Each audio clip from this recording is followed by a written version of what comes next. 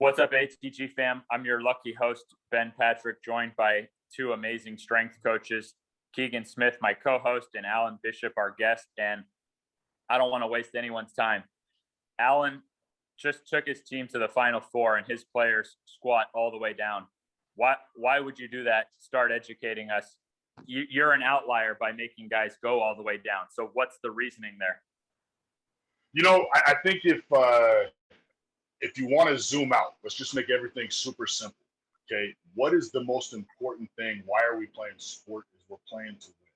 Okay, now what is the most important metric that affects winning and losing? In my opinion, the most important metrics is your starter minutes lost. Okay, so what happens is if your starters are injured, you're now losing minutes out of your starters to injury. Okay, makes sense. Very, very simple.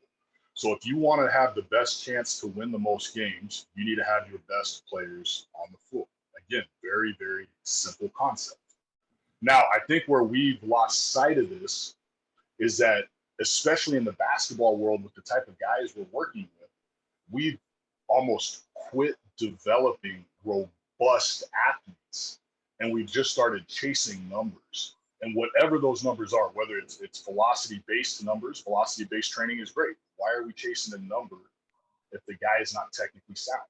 Whether we're chasing one rep maxes, again, percentage-based training. I like that a lot. But why are we chasing maxes if the guy does not move well?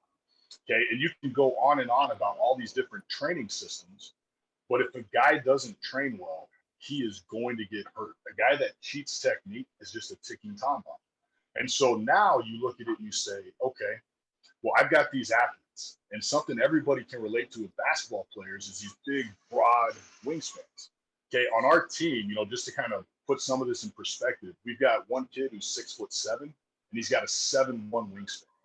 Okay, so you start looking at the +6, +7, +8 freaks of wingspan, the body height. We got another kid who's 6'8". His wingspan is 7'5".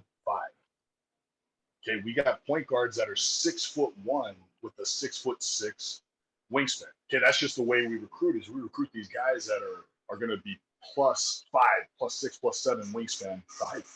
Now, where people lose sight of this is that on the flip side of that, a good rule of thumb is that if you're really, really long relative to your height up top, you're also going to be really, really long relative to height down low, which is going to be your leg length.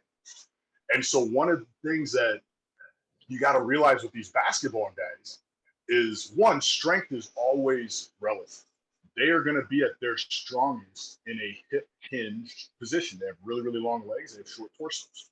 So doing something as simple as saying, we are going to challenge you to turn your quad on.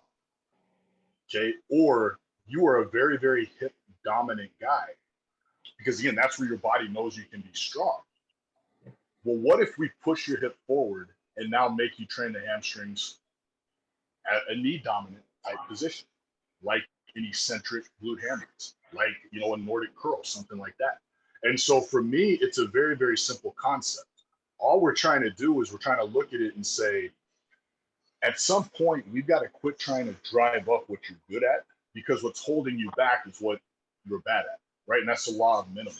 If you were to take a house plant and you were to say, hey, a house plant, this is going to be very, very aggressive, but it really needs sunlight, it needs water, and it needs fertilizer or nutrients out of the ground. Well, let's say you got a house plant that gets a ton of water and it's got a ton of sunlight, but there's no nutrients in the soil. It doesn't need more water and more sunlight. It needs more nutrients out of the soil. And so for me, I think the same concept applies to our guys. If a guy is a really good hinger, and that's where he's naturally advantageous, but he can't turn his quads on, well, then why are we trying to work around that? And I know you and I spoke a little bit briefly before we started, but that's one of the big things I see is, we get these high school kids that they are going to be elite level athletes. They're going to come play Division I basketball. Well, they've got people saying, hey, we just don't want to mess it up. Let's just kind of push them through to the next guy, which would be where I'm at. And again, you know what? I'm actually okay with that. I'd rather you not mess them up and then let me try to, get them right. But how much easier if we started kids and got them correct? Because let's just break down and make it really simple. There was a lot of medical terms I was given for my knees. Mhm. Not one doctor said, hey, bro, you have weak knees. And what you're saying is that most basketball players who are struggling with their knees have weak knees. And we're running from that. And you actually get your players to gradually build to that.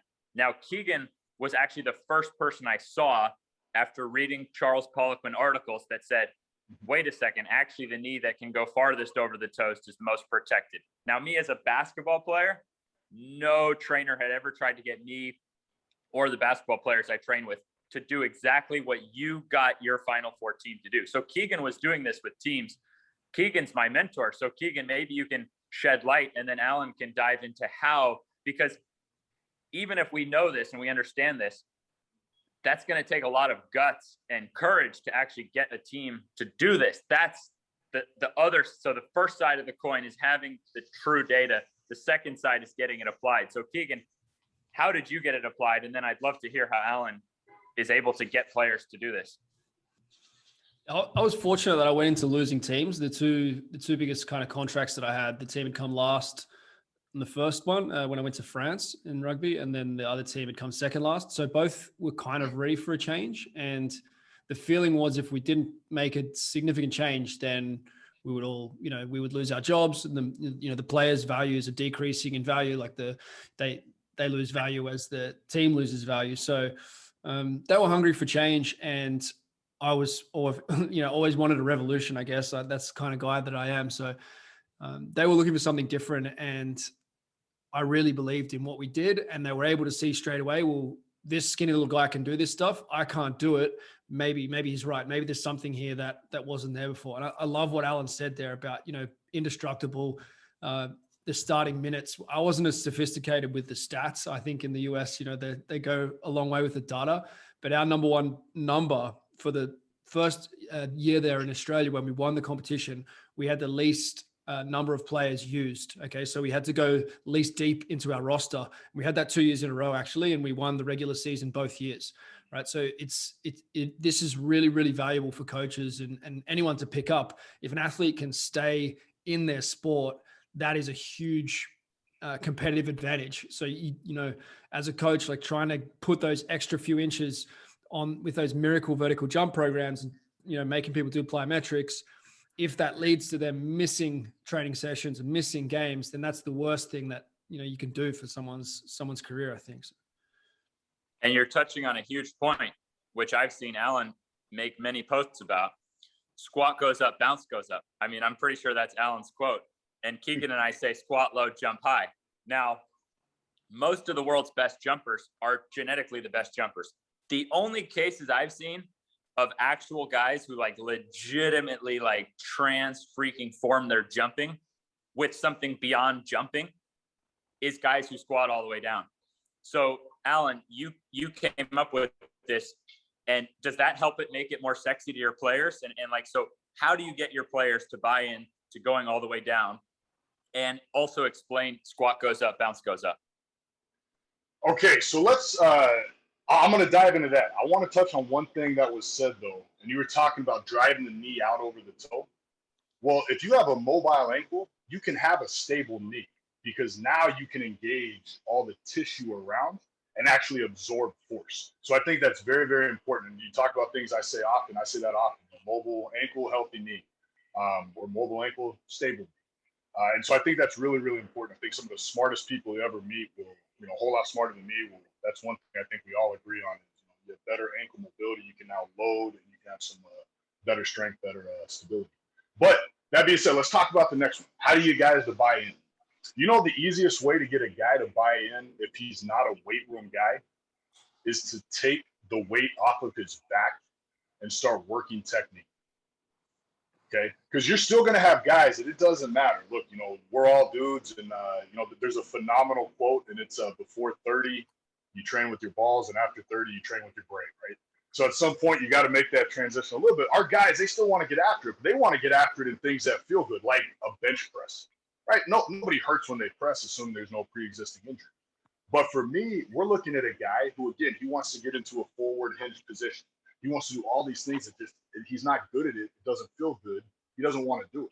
So if I say, hey, let's regress this back, let's take the weight off, and let's start working eccentrics. Let's start working isometric holds. Let's start working ankle mobility, right? Because what do guys know? They know they got to be mobile. They got to have flexibility. They got to be good side to side.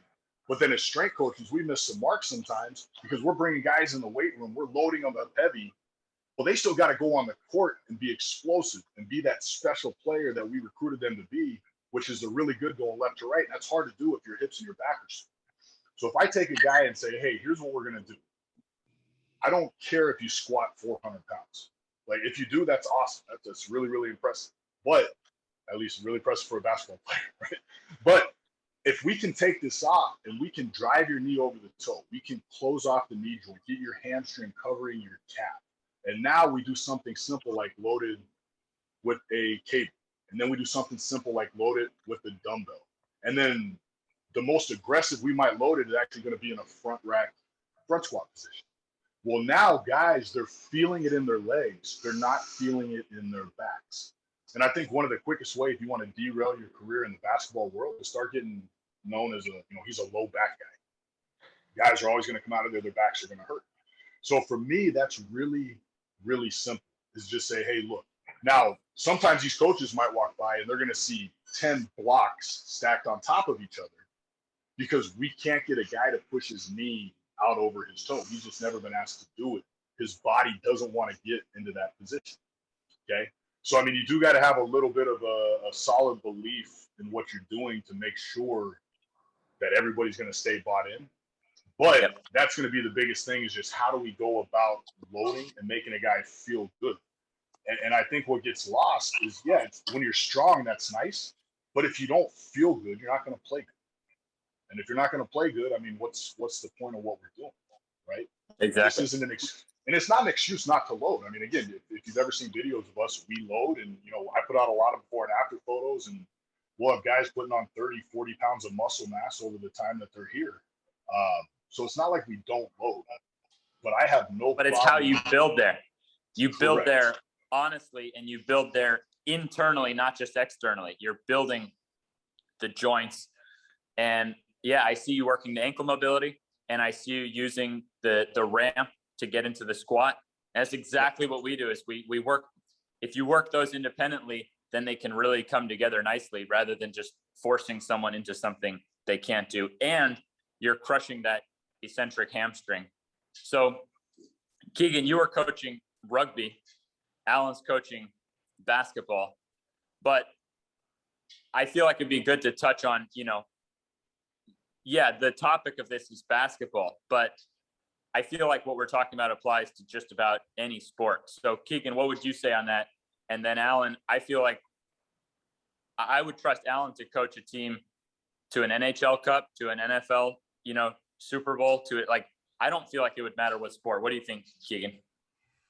Yeah, I think a lot of players get this as well, that they, I would talk to them about, how did you feel when you were younger playing soccer, when you played basketball, when you played tennis? Like, would you play as well now as you did then? And almost all rugby players would say like, no, I can't move like I did when I was a kid. And I was like, well, okay, well, let's try something different and see if we can get more of that back. So kind of that foundation of human ability, human movement, just like what Alan's saying, like, what if we take the weight off and just, I used to challenge the guys to be able to rest in that squat position. I picked it up from Ido Portal. And just being able to rest in that squat position was like a huge breakthrough for a lot of guys who just hadn't been down there for 10 years, huge believer in those universal qualities. And I think that's what's special about, what Charles was doing and what ATG is really nailing for the lower body is there's fundamental human things here that every human needs, every athlete needs, that you can then go and build specific stuff on top of. Right. You're coaching a rugby player. If you make him move better, put on muscle. Alan's coaching a 6'7" guy with a 7-foot+ wingspan. Look at Alan's pictures on his Instagram. He's putting muscle on guys and making them move better. So what do you have to say about that, Alan? How would you feel about coaching, different sports? I feel like you would be just as successful no matter what sport.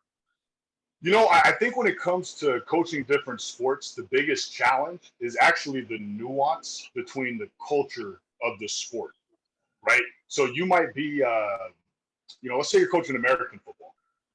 The nuance of that and this is one I tell everybody, is a lot of times how coaches speak to players is always through a face mask. So there's always a barrier.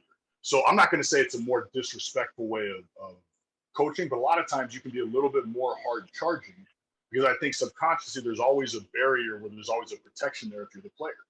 Okay. And that doesn't mean, again, doesn't mean it's disrespectful or berating. Maybe it's just a little bit of a harder charging style of coaching.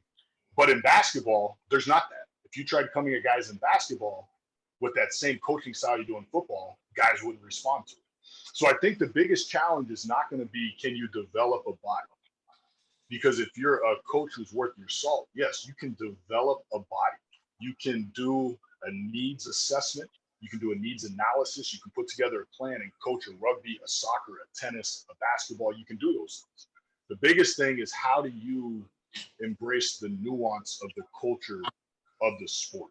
And I think that's always the biggest challenge. And it's really interesting with international guys, because that is, sometimes you hear the knock is like, oh, this guy came in a little bit hard charging. It's like, yeah, it was women's soccer. They're not used to that, same style of coaching that you have with this sport in other countries. So yeah, I agree. I think if you can coach, you can coach. I love it.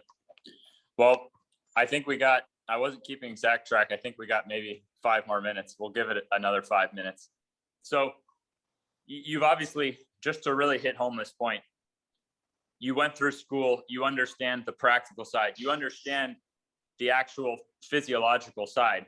So if someone just drives up a half squat versus going all the way down, like, let's just really finish off that point of why we would do that.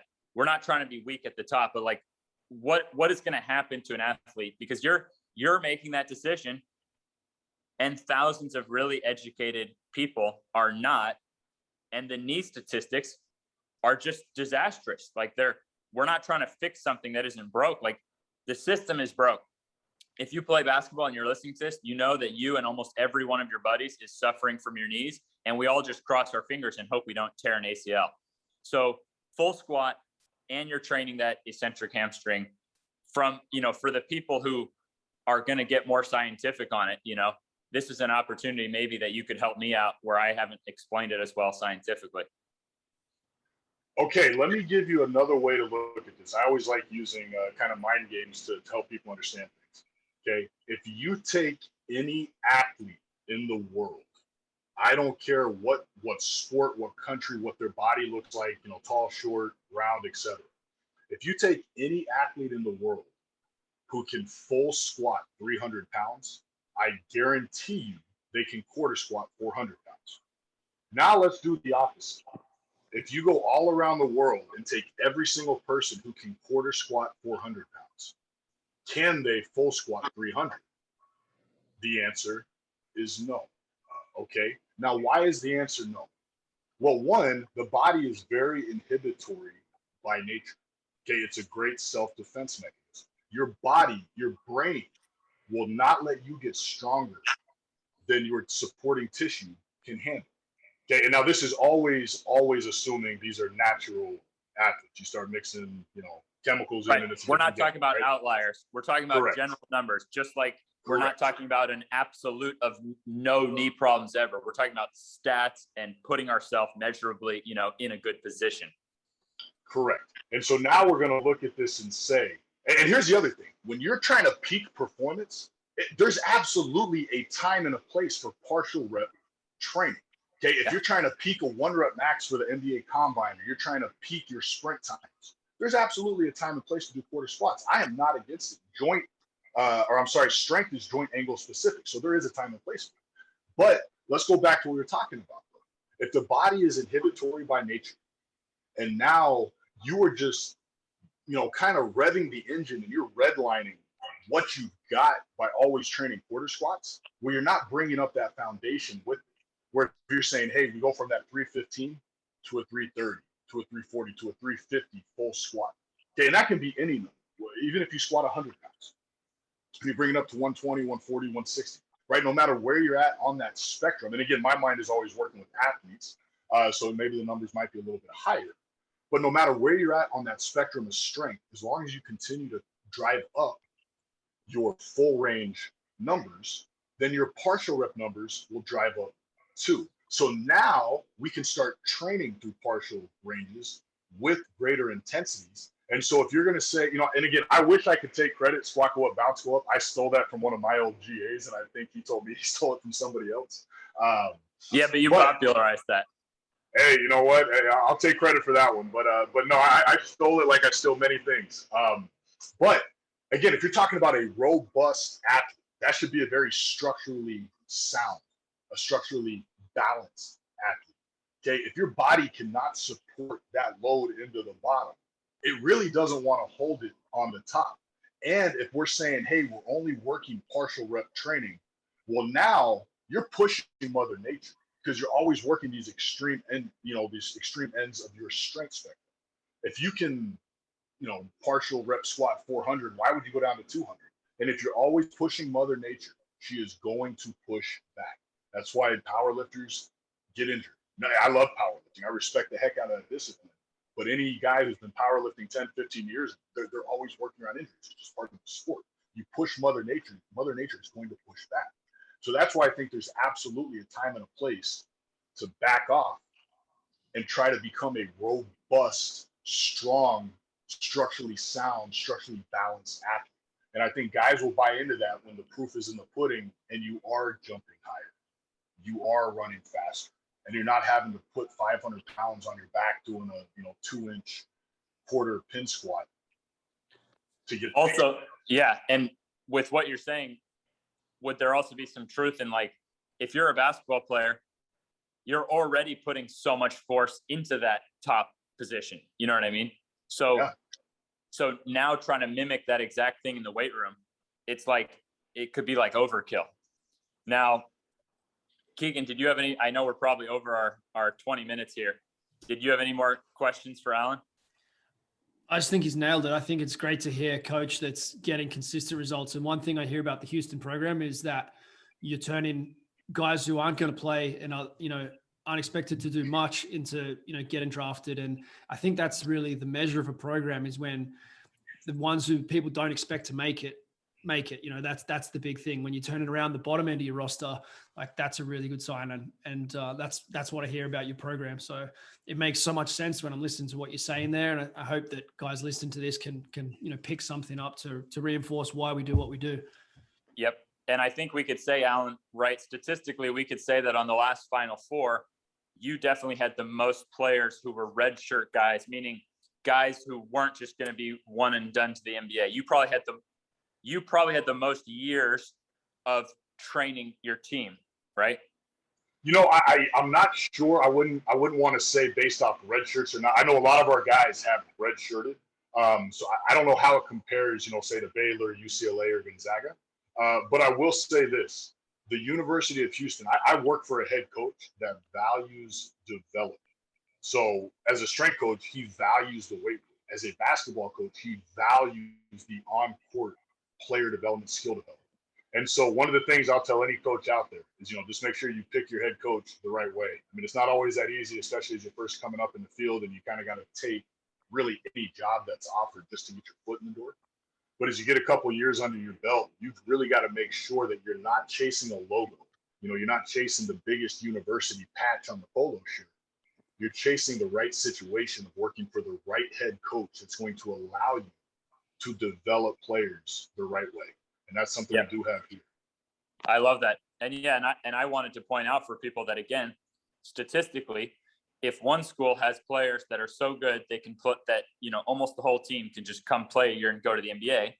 That doesn't mean that the strength coach is not good, but obviously that would mean that it's relying less on the strength coach. So I'm just pointing out for people that for Alan to take his team to the Final Four, it means a lot more development happened in the weight room there. And a sport career is not 1 year. A sport career is long. So I do want to let Alan finish with a topic that we mentioned right before, that he was just bringing up right before we finished recording, and he can say what he wants on it, but is on this knee flexion and, eccentric knee flexion, and how measurements on this are kind of giving us good indicators of, how stable a knee is.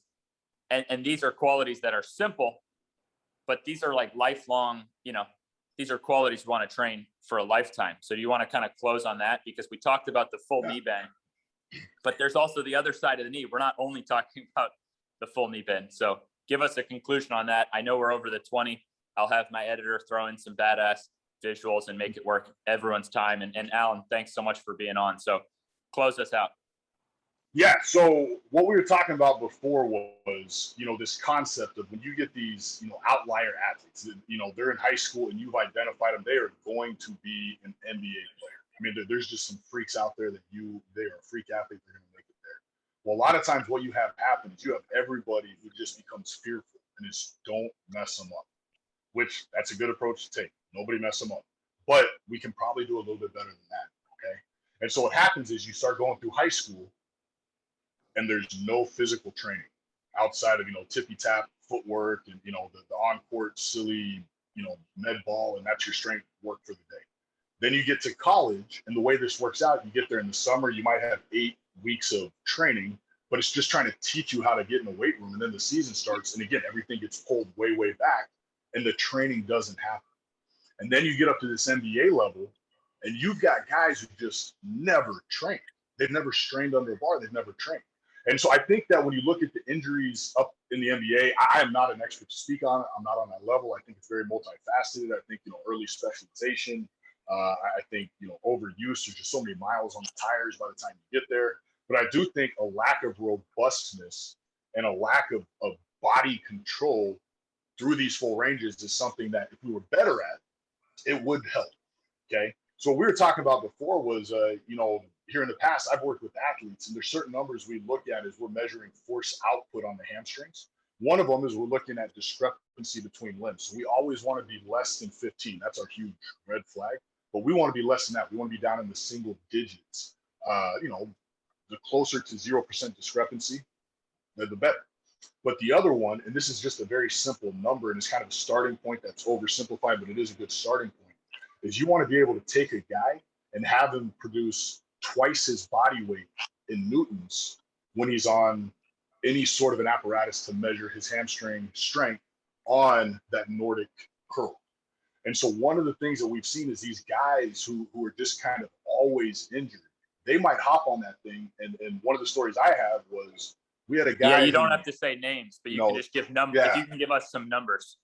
The guy was a little bit over 200 pounds, and he was cranking out about 225 newtons. So we're trying to get to double body weight. I mean, he's barely lowering his own body weight versus we have guys within our program at 200 pounds, they're cranking out 550 newtons, right? So that's going to be the difference from a long-term development standpoint is just consistency and intelligence does build up that robustness. But the other side of this is when you're dealing with the elite level athletes, they can figure these things out quick. So all of a sudden you're 1 month into training and you're just technical and you're hammering the hamstrings because that's such a weak lagging point.